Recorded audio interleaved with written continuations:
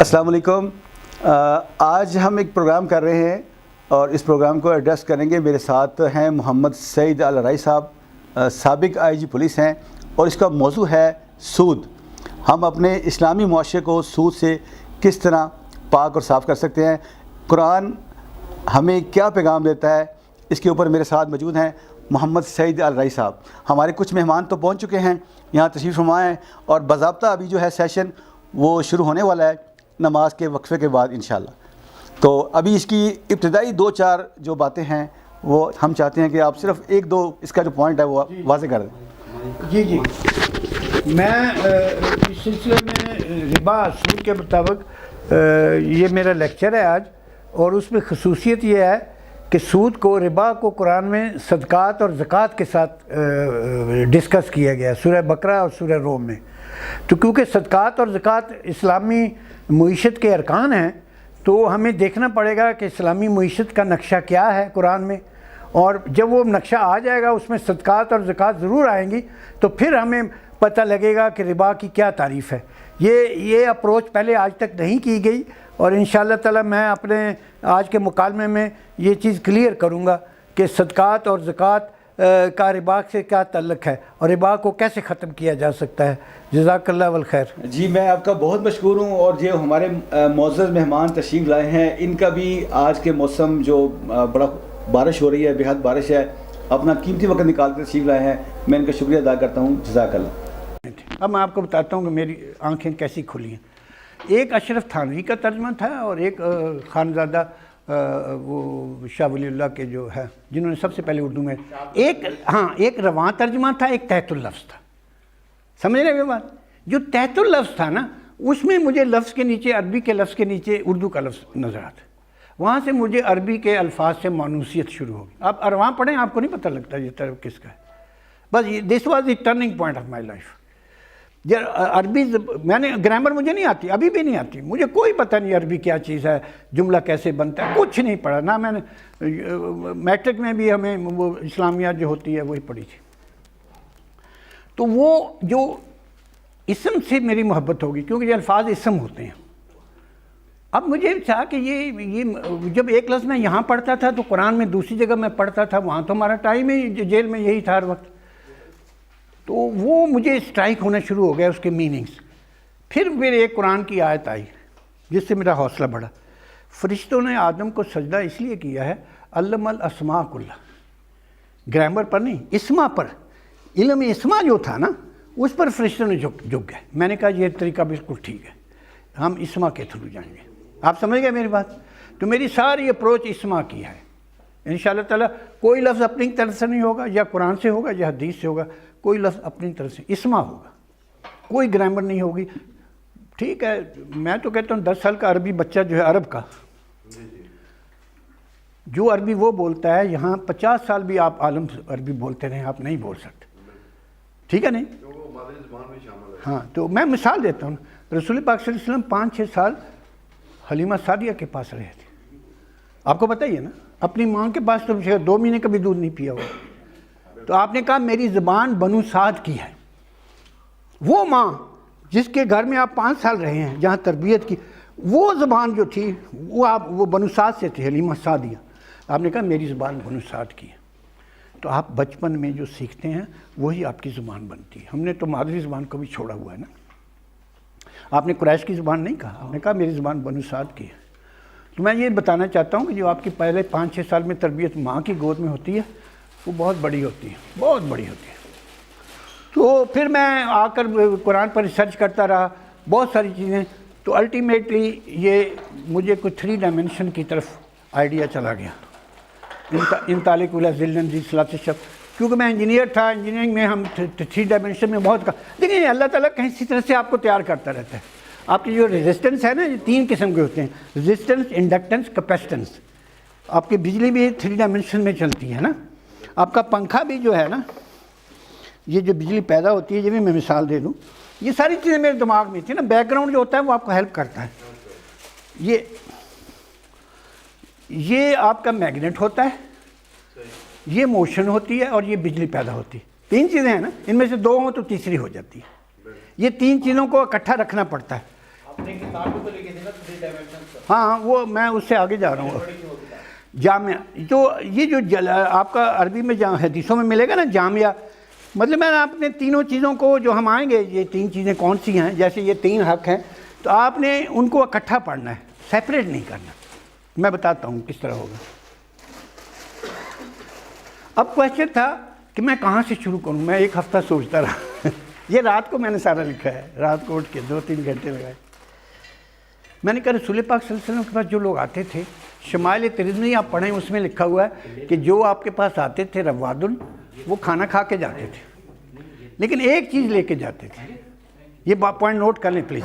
ایک چیز لے کے جاتے تھے، یدل علی الخیر، اور اس کے فقیہ بن جاتے تھے. یعنی خیر کی دلالت. میں بتاؤں گا خیر کیا ہے. یہ لفظ بھی ہم نے چھوڑ دیا نا، اس کو کہیں اور بنا دیا. تو یہ لفظ لکھا ہوا ہے اور آپ یقین کریں یہ اب اس کو خیر کی ڈیفینیشن، اس کی دلیل آپ بتا دیں گے، وہ کبھی پھر رسول پاک کو نہیں آئے گا. سچا آدمی ہے وہ جہاں پر بھی ہوگا وہ وہی کام کرے گا جو بتایا گیا ہے. یہ بڑی عجیب سی بات بتا رہا ہوں. کنتم خیر امتن ہے نا جی. یہ کیسے خیر امتن ہے؟ خیر والی کا کیا مطلب ہے؟ اصل میں ہم نے خیر کا ترجمہ آپ جہاں پر بھی دیکھیں نا نیکی کر دیا ہے. نیکی کر دیا. لن تنالوا البر حتی تنفقوا. آپ نیکی نہیں کر سکتے جب کچھ مال بھی تو انفاق کرو نا، پھر نیکی آئے گی نا. تو خیر دولت کے لیے بھی استعمال ہوتا ہے، خیر نیکی کے لیے بھی ہوتا ہے، جیسے خیرات کر دیتے ہیں. تو ہم نے جو اس کا دولت کا کنسیپٹ تھا وہ چھوڑ دیا، اور چھوڑا بھی ایسے المال والاولاد فتنہ. اور رسول پاک نے کہا اس امت کا فتنہ مال ہے، امتحان مال میں ہے. مال کے لیے عربی میں لفظ مال بھی آتا ہے، خیر بھی آتا ہے، نعمت بھی آتا ہے، اور بھی لفظ آئیں گے، اور بھی لفظ آتے ہیں. یہ یاد رکھیں، یہ چینج ہوتے رہتے ہیں. تو اب پھر جب میں نے دیکھا رسول پاک کی محفل سے لوگ جاتے ہیں یدل علی خیر، اور 7 لفظ کا وہ فقیہ بن جاتے تھے، یعنی پورے ایکسپرٹ، نالجبل. فقیہ کا لفظ آج کل کسی اور معنی میں استعمال ہوتا ہے، اس وقت اور تھا. پھر میں نے قرآن کے پاس گیا تو قرآن میں خیر کی تقسیم بتائی ہے. آپ کے سورہ بقرہ میں ہے وجہ اللہ، اپنے نفس، اور یوفی علیکم. 3 حصوں میں تقسیم ہے. میں بتاتا ہوں یہ 3 کیا. جو دولت ہے نا، جیسے بتایا ہے کہ وصیت کرو، جو قرآن میں بتایا نا نیل خیر کا ہے نا، خیر میں سے وصیت کرنی ہے نا. یا ماذا ینفقون، وہاں لکھا ہوا ہے انفقوا من خیر. آپ بات سمجھ گئے نا، وہاں دولت کے لیے استعمال ہو رہا ہے. تو یہ خیر کی تقسیم 3 حصوں میں کیوں ہے؟ سیدھی سی بات ہے. قربانی آپ کرتے ہیں نا، ایک حصہ اللہ کا ہوتا ہے، ایک حصہ آپ کے نفس کا ہوتا ہے، ایک حصہ آپ ری انویسٹمنٹ معاشرے میں دے دیتے ہیں. تو یہ جو 3 حصوں کی خیر کی تقسیم ہے یہ آپ کے ہر جگہ ہے. قربانی میں ایک حصہ صدقہ ہوتا ہے غریبوں کا، ایک آپ کے رشتہ داروں کا، ایک آپ کے گھر والے، ہے نا جی.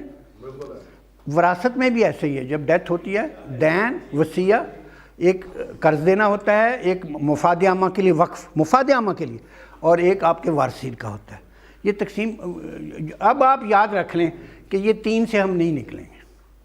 قرآن جب آپ نے کو سمجھائے گا نا، وہ میں بتاتا ہوں، وہ تھوڑا سا میں کیونکہ پہلے بتایا تھا. ورتل القرآن ترتیلا، یہ بڑی عجیب سی بات ہے جس پر میں نے ریسرچ کی. تو یہ جو دانت ہے نا، یہ آپ کے ایک ترتیب اور حسن میں ہے، اس کو ترتیلا کہتے ہیں. یہ دانت ہیں آپ کے. قرآن کہتا ہے رتل القرآن ترتیلا، اس ترتیل میں دانتوں کو. تو یہ جتنے بھی آپ کے پاس فیکٹس ہیں نا، 1 2 3 4، یہ آپ سمجھیں یہ ترتیلا میں دانت ہیں. بس اتنی سی بات ہے، لمبی کہانی نہیں ہے. میں نے اپنی طرف سے یہ نہیں بنایا، قرآن سے لیا ہے. ورتل القرآن تفصیلا، اور پھر لکھا ہے یہ جینا کا بالحق ہے و احسن و تفسیرا، اس میں بڑی خوبصورت تفسیر بنے گی. آپ دیکھ لیجیے گا، آپ ایگری کرتے ہیں، میرا پوائنٹ آف ویو. تو اب آپ آ جائیں، قربانی بھی 3 حصوں میں ہے. اب یہ کیا ہے کہ کیا حصے تقسیم کیسے ہوں گے؟ ایک بارش ہوتی ہے ایک جگہ، حدیث ہے، تو وہ آدمی فالو کرتا ہے، تو باغ میں جاتا ہے تو پوچھتا ہے تم کیا کرتے ہو؟ تمہارے تو آواز بادلوں میں آئی ہے، تمہارا نام؟ وہ کہتا ہے میں اس کی 3 حصے کرتا ہوں. اب سنیں، بہت خوبصورت. 1/3 میں ٹیکسز دیتا ہوں صدقہ. اب سنیں آپ اکانومی کیسے چلے گی. اب ہم کیونکہ جب ہم جنت سے نکلے ہیں نا، تو وہاں لفظ ہے من اعرض عن ذکری فإن لہ معیشۃ ضنکا. بس یہی بات قرآن نے کہی ہے کہ جنت سے تو نکل آئے ہو، اب میرے قانون کو توڑا تو تمہاری معیشت کا ستیاناش کر دوں. کیا دوبارہ یہ آیت مبارکہ پڑھے؟ من اعرض عن ذکری فإن له معیشۃ ضنکا. اچھا اس کی ذرا وضاحت بازار میں بتاتا ہوں, بتا تو رہا ہوں نا. معیشت کا تو آ گیا نا, اب صرف ڈنکا کا ہے. ڈنکا کیا چیز ہے؟ ڈنکا کو عام طور پر کہتے ہیں کہ یہ خراب ہو جائے گی. ایک جملہ پہلے کہہ دوں پھر ڈنکا کا مطلب بتا دیتا ہوں. جب وہ باغ کی آمدنی 3 حصوں میں ابھی ساتھ ہی 1 منٹ میں بتاتا ہوں. 1/3 وہ کہتا ہے میں ٹیکس دیتا ہوں صدقہ, 1/3 گھر والوں کا ہے, یہ قربانی میں بھی یہی ہوتا ہے نا, اور 1/3 اردو فی اس میں ری انویسٹ کرتا ہوں. یہ بڑا امپورٹنٹ ہے. آپ کا جو کارخانہ ہے, جو بھی آپ کا کاروبار ہے, اگر اس میں 1/3 ری انویسٹ نہیں ہوتا, یہ زکوٰۃ ہوتی ہے, تو وہ گرو نہیں کرتی. کسی جگہ بھی دنیا میں چلے جائیں, اگر آپ اپنی کاروبار میں کم از کم 1/3 ری انویسٹ نہیں کریں گے, وہ گرو نہیں کرے گا, کبھی نہیں کرے گا. اب جو آپ صدقہ دیتے ہیں وہ مینجمنٹ کنٹرول کرتی ہے, حکومت کو دیتے ہیں نا صدقہ. جو آپ نے بیچ میں ڈال دیا ہے وہ کیپٹل ڈیولپمنٹ کے لیے ڈالا ہے آپ نے, جو کیپٹل جنریٹنگ تھا اس میں 1/3 ڈال دیا, اور گھر میں جو رکھا ہے وہ لیبر ہے. تو 3 کارکن آپ کے پاس آ گئے, management, capital development and labour. اب میں آپ کو دنکا کا مطلب بتاتا ہوں. ہم لوگ نہیں میرے لیے بڑا ضروری ہے. یہ دنکا ہے. عربی لغت کوئی پڑھتا ہی نہیں ہے, بہت بدقسمتی ہے ہماری. میں آپ کو ایسی بات کرنے لگا ہوں جس پر آپ کو بھی رونا آئے گا.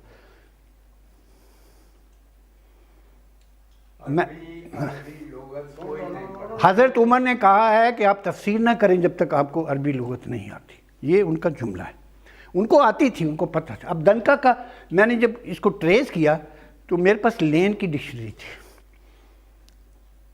میں تو عربی نہیں پڑھتا تھا, نہ میرے پاس عربی کی ڈکشنری ہے. تو اس میں میں نے دیکھا کہ عجیب سی بات لکھی تھی, weakness in intelligence, weakness in capital development and weakness in body. یہ لین کی ڈکشنری میں تھا. میں نے یہ جو ان کے ہیں نظریاتی کونسل کے چیئرمین آج کل کے, یہ میرے دوست تھے جب لاہور پشاور میں, شیخ زید کے بھی ڈائریکٹر تھے نا. میں نے ان کو فون کیا, میں نے کہا یہ میں نے دیکھا ہے, میرے پاس تو عربی لغت نہیں ہے. اب تو آپ لوگ اس پر جا کر فٹافٹ ڈھونڈ سکتے ہیں نا, اب دنکا میں دیکھ لیجیے. انہوں نے ایک پروفیسر صاحب کو کہا, انہوں نے پھر مجھے بھیجا. دنکا کا مطلب دیکھیں, عربی لغت میں ذوف عقل, ذوف روح, ذوف جسم. یہ مینجمنٹ, کیپٹل ڈیولپمنٹ اور لیبر کی بات نہیں. آج ہم 500 سال سے ویسٹ میں یہ چیزیں انہوں نے ڈھونڈی ہیں. ہماری لغت میں 1400 سال پہلے سے موجود ہے. نہیں, ہم نہیں دیکھیں گے, ہم اپنے ترجمے کریں گے. میں اپنا ترجمہ نہیں کر رہا, گو سی دا ڈکشنری.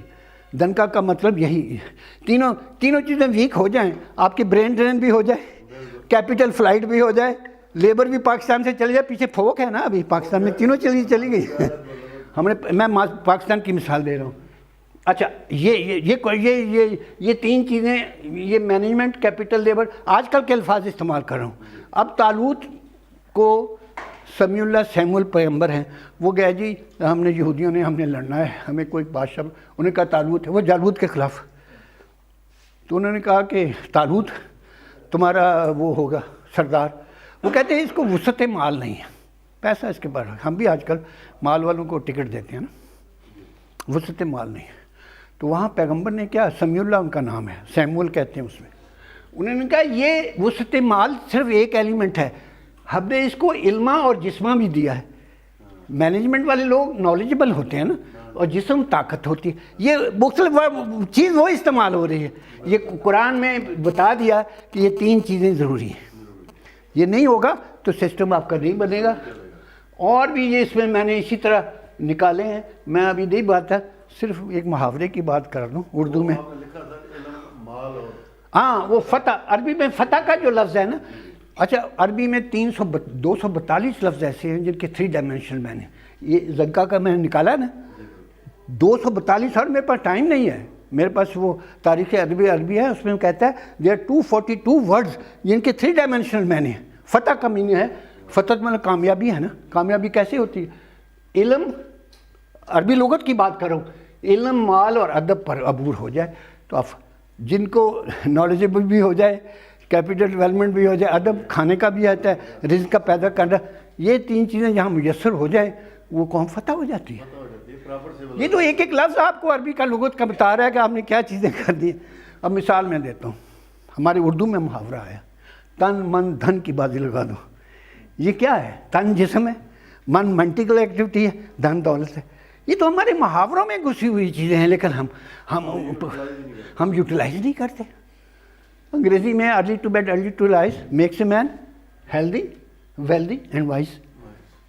یہ محاوروں میں قوموں میں آئی ہوئی ہے چیزیں, کوئی نئی چیز میں نہیں کہہ رہا. یہ اور بھی بہت سارے الفاظ ہیں, میں ابھی نہیں اس میں بتا رہا, اس میں ہیں, میں اس کی فوٹو آپ کو دے دوں گا. تو یہ جو اکانومی کو کنٹرول کرنے کے لیے تین کارکن بڑے ضروری ہیں. ہاں, یہ تین پھر وہاں لگتے ہیں. اس لیے رسول پاک نے کہا, ایک شخص کہیں آپ گئے کسی محفل میں, بازار میں سے گزر رہے تھے, ایک آدمی بڑی تقریر کر رہا تھا, بڑی زبردست تقریر کر رہا تھا. آپ نے پوچھا کون ہے؟ انہوں نے کہا یہ علامہ ہے. یہ لفظ ہے, یہ احیاء علوم میں انہوں نے, امام غزالی نے بھی لکھا ہے. اچھا, کس چیز کا علامہ ہے؟ یہ تاریخ کا, ادب کا, شعر شاعری کا, اس طرح کی چیزوں کا. آپ نے کہا یہ علم ہے, اگر لے لے گا تو کوئی فائدہ نہیں ہے, چھوڑ دے گا تو نقصان بھی نہیں.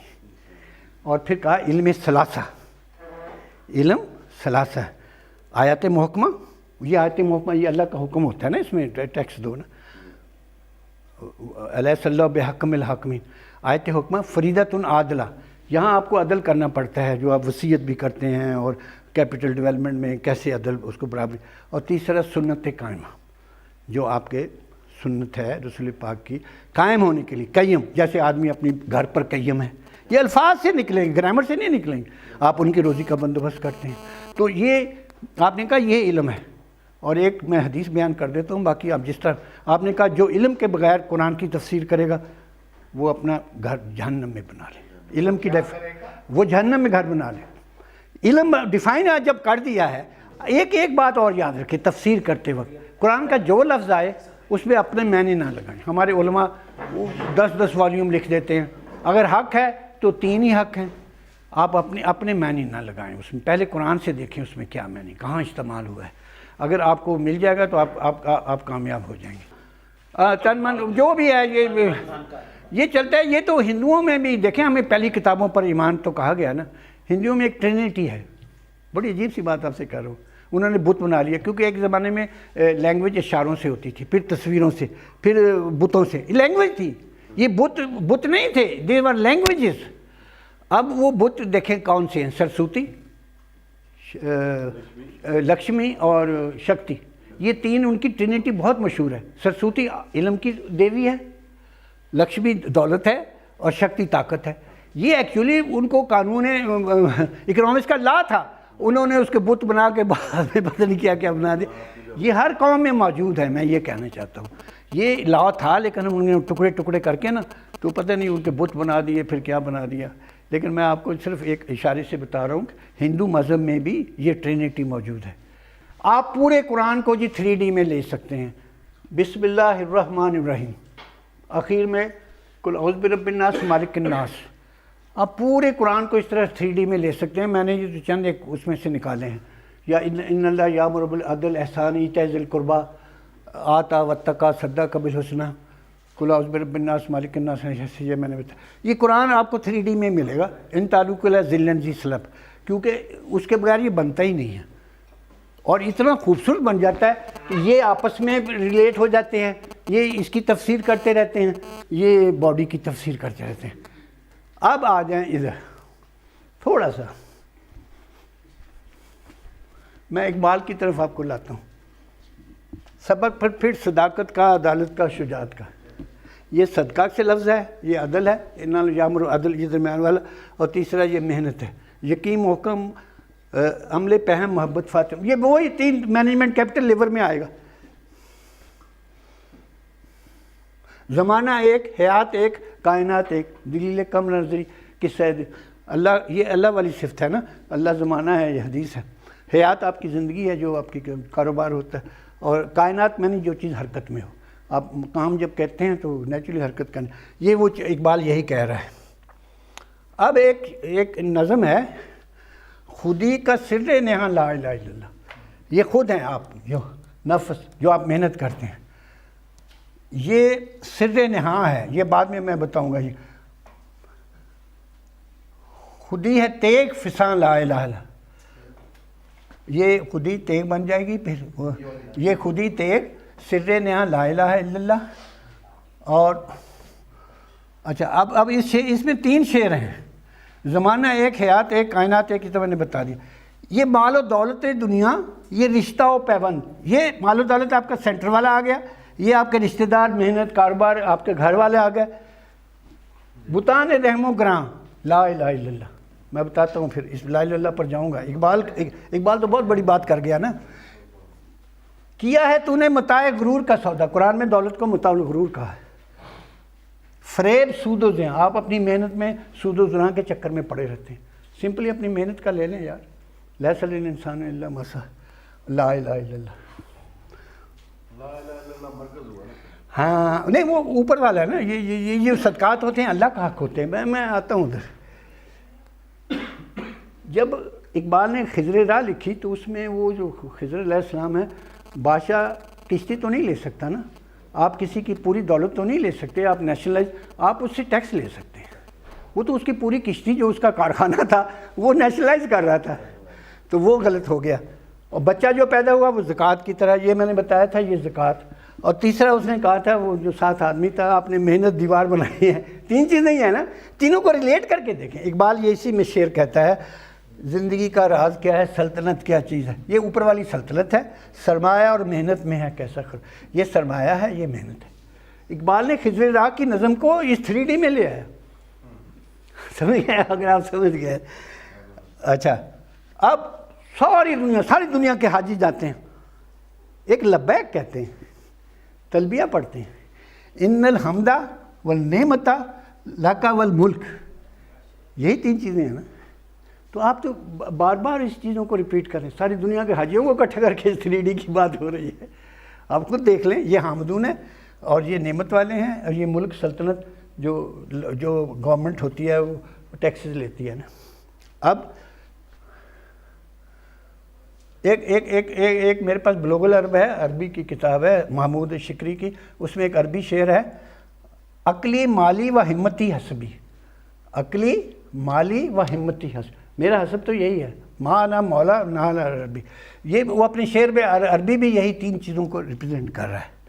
اب پاکستان کا مطلب کیا ہے؟ لا الہ الا اللہ. میں بڑی موٹی چیز پر آ رہا ہوں کیونکہ اس لائن میں ٹیکسز ہے نا، اور لا الہ الا اللہ آ رہا ہے نا. اب ٹیکسز اور لا الہ الا اللہ کا کیا تعلق ہے؟ ہمیں دیکھنا چاہیے نا. یہ صدقات بھی ہیں، یہ حکم بھی ہے. جدھر بھی دیکھیں یہ عقل والوں کے لیے ہوتا ہے. سلطنت اس کو کنٹرول کرتی ہے. یہ وہ سسٹم وہ مینجمنٹ میں جائے گا. اب لا الہ الا اللہ کا کیا مطلب ہے؟ یہ ہم نے کبھی نہیں دیکھا، ہمارے علماء نے نہیں دیکھا. مودودی صاحب نے تفہیم القرآن لکھی ہے جلد 4 میں، سورہ سواد میں. رسول پاک صلی اللہ علیہ وسلم بیٹھے ہیں محفل میں، کفار کے بڑے بڑے سردار بیٹھے ہیں. آپ نے ایک بات کی ان سے، چچا بھی ساتھ بیٹھے تھے. میں تم سے ایک کلمہ مانگتا ہوں، ایک کلمہ، جس کی وجہ سے عرب تمہیں قرض دیں گے اور عجم تمہیں جزیہ دے گا. تدین العرب تؤد العجم جزیہ. یہ تقریباً اس کا مطلب یہ ہے. یہ جملہ 4 مختلف مودودی صاحب نے 4 مختلف پیراؤں میں بیان کیا ہے. بہت زبردست بیان کیا انہوں نے. تو انہوں نے کہا یہ کیا شو تھا، ہم تو ساری دنیا کے مالک ہو جائیں گے. تو وہ کلمہ کون سا ہے؟ تو آپ نے کہا وہ لا الہ الا اللہ. کیا ہمیں لا الہ الا اللہ کہ یہ مطلب آتا ہے کہ لوگوں سے اللہ کا حق لینا ہے؟ آپ اللہ کو اپنا خدا مانتے ہیں، الہ مانتے ہیں، ہر چیز کا بادشاہ ہے، اور اس کا حق دینے کو تیار نہیں ہے، اس کا قرض دینے کو تیار نہیں ہے. بیوی کے پاس جاتے ہیں تو حق مہر دینا پڑتا ہے. اللہ کے پاس جب جائیں گے صدقہ نہیں دیا ہوگا تو کس طرح اللہ کے سامنے حاضر ہو جائیں گے؟ سوال ہی نہیں پیدا ہوتا. تو جناب علی یہ لا الہ الا اللہ کا مطلب تھا کہ آپ لوگ اللہ کا قرض دیں گے. اقرض اللہ بھی کہا سورہ مزمل میں. اس کو یہ جو صدقہ ہوتا ہے اس کو اللہ کا قرض بھی کہا گیا. اور عجم جو ہے نیچرلی اس کا ایکول. اچھا جزیہ کا مطلب ہم نے غلط لے لیا. جزیہ از فرام جزا، اور لغت میں اور عربی کے محاورہ میں اور عربی کی تاریخ میں اس کے لیے اس کا لفظ جزا بھی آیا ہے. کیونکہ انہیں دیکھیں نا، امریکہ میں کوئی مسلمان ہے کوئی عیسائی ہے، اگر ایک ہی طرح کا کارخانہ ہے تو ایک ہی ٹیکس لگے گا نا. تو جزا کا مطلب ہے کہ جو مسلمان پر ٹیکس لگا ہے وہ تمہارے اوپر بھی وہی لگے گا. آپ ایک دوسرے کی تفریق تو نہیں نہ کر سکتے. باقی اپنے دین پر چلتا رہے، لیکن اس میں معافی نہیں، اس میں معافی نہیں دی گئی۔ تو یہ میں کہنا چاہتا تھا، اس کلمے کا یہ مفہوم بھول گیا۔ یہ اقبال نے تو کمال کر دیا وہ اس کی بات۔ تو اب میں آتا ہوں کہ ربا کیا ہے۔ ربا کا مسئلہ یہ ہے، اس میں ربا کہاں سے آیا؟ کیونکہ ایک حصہ تو آپ صدقہ میں دیتے ہیں، ایک زکوٰۃ میں دیتے ہیں، اس میں ری انویسٹمنٹ، ایک آپ کا لیبر کا ہے۔ اب قرآن میں 2 جگہ پر ربا کو صدقات اور زکوٰۃ کے ساتھ ڈسکس کیا گیا۔ میں نے یہاں سے اس کو پکڑا تھا، یمحق اللہ ربا یربی الصدقات، اور دوسرا سورہ روم میں ہے کہ ربا زکوٰۃ دو تمہارا مال نہیں بڑھتا، زیادہ زکوٰۃ سے بڑھتا ہے، وہ ربا کو کینسل کیا، زکوٰۃ کو لایا گیا۔ تو یہ 2 چیزوں کو کیسے کینسل کر کے ربا کو لایا گیا؟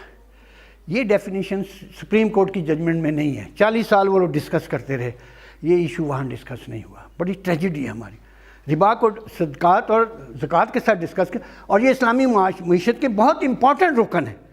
اور جناب مجھے اسٹرائک کہاں سے کیا، سپریم کورٹ نے جو ریفرنس واپس بھیجا ہے نا، جو شریعت کورٹ کو، اس میں آخری جو پیرا میں ہے کہ ہم نے اسلامک اکنامک سسٹم پر کام نہیں کیا۔ اس کو بھی دیکھو یہ انہوں نے اعتراف کیا ہے، پھر میرا دماغ ادھر چلا گیا۔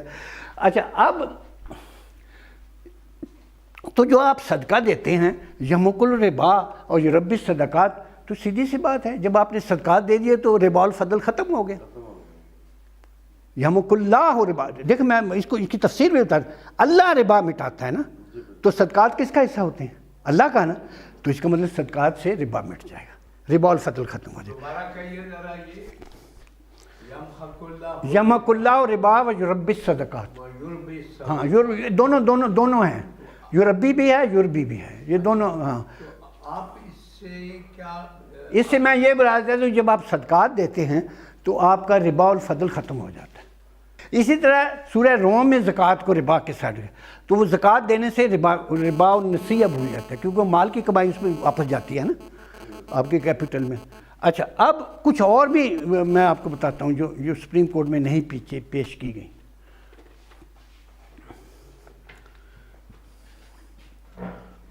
آپ نے ایک رسول پاک کے خطوط ہیں، وثائق سیاسی، ڈاکٹر حمید اللہ صاحب نے بڑا کام کیا، اس میں اقبال اہل حضر موت کو آپ نے خط لکھا ہے، اس میں کلیئر لکھا ہوا ہے کہ آپ نے اقام الصلاۃ بھی کرنی ہے، زکوٰۃ بھی دینی ہے، اور صدقہ، تینوں علیحدہ لکھے ہیں، اور صدقات کی بھی شرح بھی لکھی ہیں، ربع عشر، نصف عشر، خمس ہیں، یہ 4 شرح موٹی ہیں نا، یہ بالکل کلیئر ہے۔ اس میں انہوں نے صدقات کی شرح بھی، اس کے بعد جملہ ہے، اب جملہ سنیں رسول پاک، اس فمن اجبا فقد اربا، جس نے یہ صدقہ چھپایا وہ سود خور ہے، یہ جملہ ہے اس کے اندر، فمن اجبا فقد اربا۔ اور اس کی تفسیر میں پھر اسلامی یونیورسٹی میں گیا تھا، ایک بڑی اچھے کوئی عربی عالم ہیں، انہوں نے اس کی تفسیر یہ لکھی ہے، ای من غیبا مالہ عن المصدق، جو اپنا مال مصدق ٹیکس والے سے چھپائے گا، فقد اربا صدقات، اس نے صدقات کو سود میں بدل دیا، وہ اسی کا ترجمہ کر رہے ہیں، فمن اجبا فقد اربا۔ یہ اب وہ پچھلی والی بات کے ساتھ پھر طے ہو گیا۔ اچھا، وثائق سیاسیہ میں ایک خط ہے بنی نہد کو، اس میں بھی کہا ہے کہ زکوٰۃ کو روکنے والا جو ہے فابا علیہ ربوا، وہ ان کی زبان میں ہے، ربوا کا تفسیر میں یہی لکھتے ہیں، ربا ہے وہ، یہ ربا النسیہ ہے، یہ زکوٰۃ کا بھی رسول پاک کے خط میں۔ اب میں آپ کو ایک اور حدیث مشکات میں ہے کہ اللہ تعالیٰ نے لعنت بھیجی ہے 2 آدمیوں پر، ایک ہی حدیث میں، ایک ہی جملے میں، کیا ہے؟ اللہ تعالیٰ نے آکل ربا سود خور پر اور مان صدقہ، جملہ ہے آکل ربا سود خور اور صدقہ نہ دینے والے دونوں پر لعنت بھیجی ہے، تو دونوں آپس میں ریلیٹ ہو رہے ہیں نا، تو سارے مسئلے حل ہو جائیں گے کہ صدقے کی ماہیت کیا ہے۔ صحابہ نے پوچھا، رسول پاک نے کہا اضعاف مضاعفہ، دگنے پر دگنا۔ اب صدقہ دگنے پر دگنا ہوتا ہے، ربع عشر، نصف عشر، خمس، دگنے پر دگنا ہے نا، آپ صدقے کی تعریف کر رہے ہیں نا، تو اس سے پتہ لگتا ہے کہ وہ جو ربا ہے وہ صدقے کی بات کر رہا ہے، کہ وہ دگنے پر دگنا جو ہے یہ شرع نہیں دے رہے، اس لیے وہ ربا میں جا رہے ہیں، جو ہم نے پہلے بھی ثابت کیا صدقہ نہ دینے سے ربا ہوتا ہے۔ یہ حدیث اتنی خوبصورت ہے کہ بس میں تو اس پر قربان ہوں، اضعاف مدافع، آپ نے صدقہ کا کہا ہے یا صدقہ اضعاف مدافع ہے، دگنے پر دگنا، ربا عشر، نصف عشر، عشر خمس، یہ دگنے پر دگنا اگر آپ نہیں دیتے یہ شریں تو آپ پھر عقل ربا میں آ جاتے ہیں، قرآن کی آیت یہی کہتی ہے۔ اچھا سر، آج کا سیشن بڑا فروٹفل رہا، اس میں کچھ جو کویسچنز ڈسکشن میں بھی آئے اور میں چاہتا ہوں کہ ان کی آخر میں وضاحت کی جائے۔ ایک تو جو خیرات اور زکوٰۃ اور صدقات ہیں یہ کیا ہیں، ان پہ تھوڑی سی وضاحت کریں، اور یہ دینے کس کو ہے یہ بھی تھوڑا کلیئر کر دیں۔ یہ وہ میں نے ایک مثال دی تھی کہ باغ کا پانی وہ جو جاتا ہے تو وہ اپنی آمدنی کو 3 حصوں میں تقسیم کرتا ہے۔ قرآن میں ہر جگہ جو ہے اپنی دولت ہو یا آمدنی ہو 3 حصوں میں تقسیم کی گئی ہے، یہ بات یاد رکھیں۔ تو اب جب وہ باغ کا مالی کہتا ہے میں 1/3 صدقہ کرتا ہوں، 1/3 گھر والوں کا ہے، 1/3 وہ کہتا ہے اردو فی، اسی میں واپس ڈال دیتا ہوں، تو آج کل کی لینگویج میں سیونگ اینڈ ری انویسٹمنٹ کہتے ہیں، لیکن ہم اس کو زکوٰۃ کہیں گے کیونکہ اس نے گرو کرنا ہے۔ زکوٰۃ کا مطلب آپ کے کاروبار کو اگلے سال بڑھانا ہے، تو یہ زکوٰۃ ہے۔ زکوٰۃ ہو، اس لیے حضرت ابو بکر نے کہا زکوٰۃ حق المال اور صدقات حق اللہ، وہ اللہ کا حق ہے، وہ آپ نے اللہ کے پاس جانا ہے تو اللہ کا حق دے کے جائیں گے نا۔ یہ زکوٰۃ حق المال ہے، آپ نے مال میں اس سے سود ختم ہو جاتا ہے، ربا نسیہ ختم ہو جاتا ہے، کیونکہ آپ نے مال کی کمائی گھر میں نہیں آنے دی بلکہ وہ مال میں واپس ری انویسٹ ہو اور وہ زکوٰۃ بن جاتی ہے۔ اب زکوٰۃ کرتی آپ کے کاروبار کو بڑھاتی ہے، یہ تو ہے زکوٰۃ۔ اب صدقات جو ہیں اس کے متعلق رسول پاک کا حکم ہے، قرآن کا حکم ہے، انما الصدقات للفقراء مساکین والعاملین علیہا والمؤلفۃ قلوبہم فی الرقاب والغارمین فی سبیل اللہ ابن سبیل فریدۃ من اللہ۔ یہ 8 مدات ہیں، اسراف، جن میں یہ خرچ ہوگی۔ رسول پاک صلی اللہ علیہ وسلم نے کہا ہے میں نے 8 کو نہیں بدل نہیں سکتا، اور یہ فرض ہے، اس کو فرض کہا گیا ہے۔ اچھا، یہ اب صدقات جاتے ہیں بیت المال میں، جس طرح غیر مسلم سے ہم جزیہ لیتے تھے، جزیہ بھی اللہ کا حق ہوتا ہے، جزیہ اور صدقات ساری کتابوں میں ہیں، دونوں بیت المال میں، اور پھر حکومت اس کو تقسیم کرتی ہے۔ آپ باہر اگر صدقات نہیں دیتے، ٹیکسز نفل میں خیرات کرتے ہیں جو پاکستانی دنیا میں بڑے مشہور ہیں، تو اس کا وہ فائدہ نہیں ہو رہا۔ جو اگر حکومت کے پاس یہ پیسے اکٹھے جاتے تو وہ کوئی کاروبار کر دیتی، کوئی کارخانہ لگا دیتی، اس سے فیوچر میں لوگوں کی جابز پیدا ہو جاتی۔ اس طرح جو آپ نے تقسیم کیا ہے تو آپ نے لوگوں کو منگتے بنا دیا۔ اب پاکستان میں غربت اور زیادہ ہو رہی ہے اور لوگ کام کرنا چھوڑ دیتے ہیں، تو اس لیے حکومت کے پاس جب پیسہ جاتا ہے وہ بہتر ہوتا ہے، حکومت سب اچھی جگہ پر انویسٹ۔ ابو بکر صدیق نے حضرت عمر کو ایک نصیحت کی تھی جو بہت مشہور ہے، مرنے سے پہلے، مرنے والے دن سمجھ لیں کہ ابو بکر یاد رکھنا نفل قبول نہیں ہوتے جب تک فرض ادا نہ کیے جائیں۔ اگر ہمارے معاشرے میں لوگ فرض صدقات حکومت کو نہیں دیتے تو ان کے نفل اور خیرات اللہ کے نزدیک قبول نہیں ہیں۔ معاشرے میں شاید تھوڑا بہت ہو اور لوگ منگتے ہو جائیں، بھیک مانگنے والے ہو جائیں اور کاروبار بھی چھوڑ دیں۔ پھر آپ دیکھیں لوگوں نے کاروبار چھوڑ دیا ہے، وہ کہتے ہیں یہ تو ہمیں گھر میں دے دے گا، نفل دے دے گا۔ تو ابو بکر صدیق کی نصیحت یاد رکھیں، ان نفلوں کا وہ فائدہ نہیں ہے جو آپ فرض نہیں ادا کر رہے۔ ہمارے صدقات یہ سب ہمارے چیف منسٹر، ہمارے فائنانس منسٹر چیخ گئے ہیں کہ 2.5 کروڑ لوگوں سے زیادہ جو ہے وہ ٹیکس نہیں دے رہے۔ ٹیکس جو ہوتا ہے صدقات ہوتے ہیں، گورنمنٹ یہ خزانے میں جاتے ہیں۔ تو میری یہ لوگوں سے گزارش ہے، خدا کے لیے یہ صدقات گورنمنٹ کو دیں، اس کے بعد آپ کے پاس کوئی پیسہ بچتا ہے تو وہ آپ نفل خرچ کر لیں، پھر اس کو اس کا ثواب ملے گا۔ ورنہ رات کو آپ 1000 نمازیں نفل کی پڑھ لیں اور صبح فرض نماز نہ پڑھیں تو وہ بھی گئی، وہ نفل بھی گئے۔ بالکل زبردست جی۔ اچھا، اسی سے ملتا جلتا سوال ہے بزنس کمیونٹی کے لیے۔ بزنس کمیونٹی جو دے رہی ہے ٹیکس 8 یا 10%، اور وہ جو آپ کہہ رہے ہیں کہ 1/3 کر دیں، تو وہ کیسے اس کو کرے؟ اور یہ جو سرکولیشن آف منی ہے، یہ آپ نے ظاہر ہے پچھلے کویشچن کے آنسر میں بھی یہ اس پہ روشنی ڈالی ہے، اس کی تھوڑی وضاحت کر دیں کہ بزنس کمیونٹی کے لیے کیا میسج ہے آپ کا؟ میں پاکستانی بزنس کمیونٹی کے بالکل خبر نہیں ہوں۔ وہ میرا خیال ہے ٹیکس 25-30% دے رہی ہے، 8% گورنمنٹ کے پاس جا رہا ہے،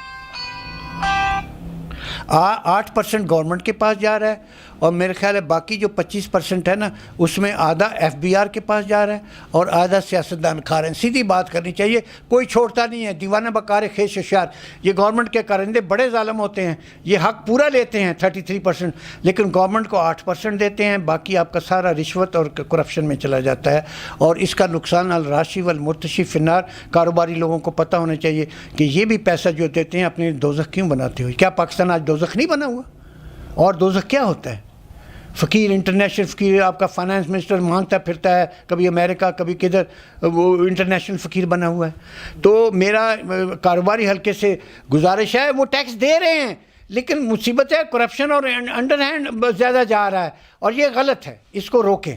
اور یہ 33 بھی لوگ سمجھیں گے یہ کیوں ہے, اس میں 20% خمس ہوتا ہے, 10% عشر ہوتا ہے, 30 ہو گیا. 2.5% جس کو ہم زکوٰۃ کہتے ہیں وہ ربا عشر 32.5, باقی قربانی کا تو 1/3 بن جاتا ہے نا. تو یہ شرعیں جو صدقہ کی ہیں آپ دیکھیں, ان کو جمع کر کے دیکھیں, 1/3 بنے گا. جب آپ نے ساری نمازیں پڑھنی ہیں تو ساری شرعیں بھی تو ادا کرنی ہے نا, تو 1/3 بنتا ہے. حضرت عمر نے یہی قانون چلایا تھا اور آدھی دنیا پر حکومت کی تھی. آج دنیا میں جو بھی ڈیولپڈ کنٹریز ہیں وہاں ٹیکس اوور GDP ریشو 33 سے کم نہیں ہے. آپ چلے جائیں پورے یورپ میں.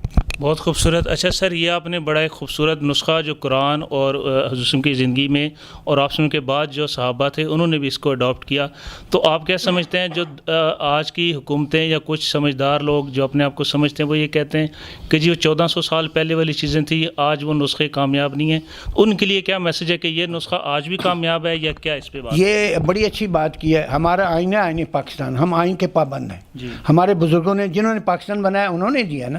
اس میں آرٹیکل 7 میں اسٹیٹ حکومت کی تعریف لکھی ہوئی ہے, اتھارٹی وچ امپوزز ٹیکس. بس اتنی بات ہے. یعنی وہ اتھارٹی جو ٹیکس لگاتی ہے اس کا نام ہی اسٹیٹ آف پاکستان ہے. اب اسٹیٹ آف پاکستان اگر 8% لگاتی ہے اور 33 لگانا چاہیے تو فیل ہو گئی نا, اس لیے ہماری فیلڈ اسٹیٹ ہے. سیدھی سی بات ہے. آئین کے مطابق دیکھ لیں نا, پچھلے 70 سال میں جتنی گورنمنٹیں آئی ہیں سب فیلڈ ہیں. ان کی ٹیکس GDP ریشو 8-10 سے زیادہ نہیں تھی. 33% کیوں نہیں ہوئی؟ اس لیے یہ آئین کے مطابق بھی یہ فیلڈ ہیں.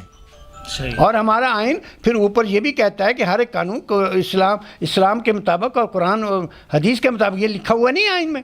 تو ہمیں اس چیزوں کو غور کرنا چاہیے نا. یہ جو ٹیکسز ہیں جو میں نے بتایا 33, آج دنیا میں ڈیولپ کنٹریز میں تقریباً اتنا ہی ہے ٹیکس. جو بھی ڈیولپ کنٹری ہے ان کا ٹیکس 30 اور 40% کے درمیان ہی آتا ہے. تو یہ اسلام اور دوسری بات نہ کریں, جو نیچرل لاز ہیں, یہ قدرتی لاز ہیں, یہ ادھر ہی آئیں گے. اور اللہ تعالیٰ نے ہمیں آج سے 1400 سال پہلے سمجھا دیا تھا. پرابلم تو آج دنیا وہاں آ نہیں گئی ہے.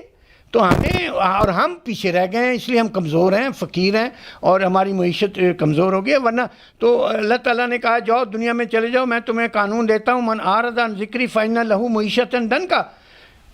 پہلی بات اللہ تعالیٰ نے پہلی بات جنت سے نکال کر ہمیں کہی ہے, اگر تم نے میری بات قانون نہ مانا تو تمہاری معیشت میں تباہ و برباد کر دوں گا. تو اور ہم کیا, اگر یہ بھی نہیں ہم سمجھتے تو پھر ہم اور کیا سمجھتے ہیں. صحیح, ماشاء اللہ جی, بہت شکریہ. بڑی تفصیلی اور جامع پیکیج آپ نے قرآن اور اس کی روشنی میں دی اللہ تعالیٰ کے احکامات کے. انشاءاللہ امید ہے جی حکومت اور ہمارے جو عوام ہیں اور اسپیشلی بزنس کمیونٹی وہ اس پر عمل کریں گے اور کوشش کریں گے کہ قرآن سے صحیح رہنمائی لیں, اور اس طرح کے جو بھی ہمارے پاس بزرگ ہیں جو ہماری رہنمائی کرتے ہیں ان سے فیض یاب ہوں. بہت شکریہ جی, تھینک یو.